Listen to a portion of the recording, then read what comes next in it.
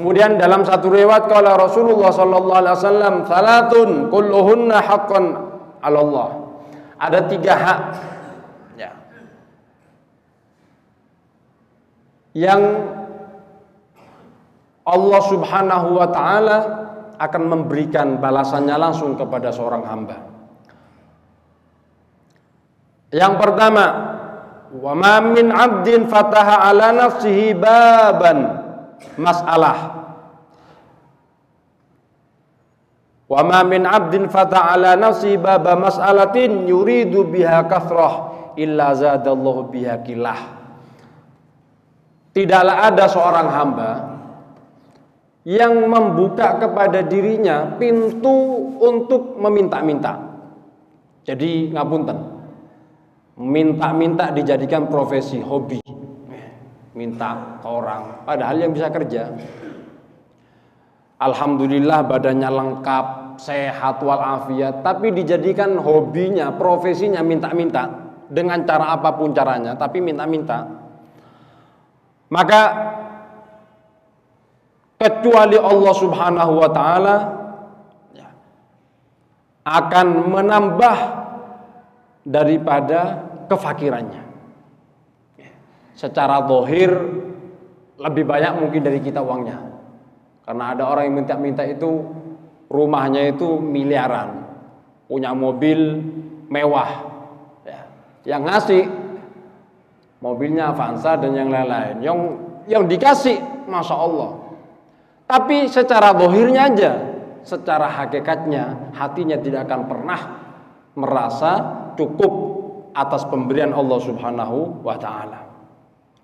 Kemudian yang kedua, ma min 'abdin yuzlimu bimadlamatin, tidaklah ada seorang hamba yang dizalimi dengan satu kezaliman, faya'fu anha ibtigha'a mardatillahi ta'ala, kemudian dia memaafkan karena menginginkan ridha Allah Subhanahu wa taala, illa zadahullahu biha izzan, kecuali Allah akan menambah kepada orang tersebut kemuliaan dan keagungan di hadapan Allah Subhanahu wa taala.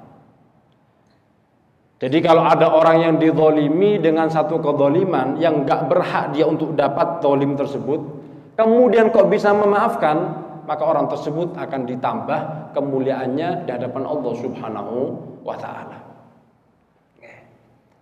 Contoh banyak. Sayyidina Husain ketika beliau itu dizalimi, dibunuh, dipenggal lehernya oleh Yazid ibn Muawiyah dan kelompoknya. Sekarang yang dipuji siapa? Dan yang dihinakan siapa? Yang dipuji sekarang adalah Sayyidina Husain, bahkan selalu disebut nama-namanya, dijadikan contoh yang baik. Tapi Yazid bin Muawiyah selalu dicaci, dijadikan contoh orang-orang yang fasik, orang-orang yang keluar dari ajalannya Kanjeng Nabi Muhammad sallallahu alaihi wasallam. Banyak.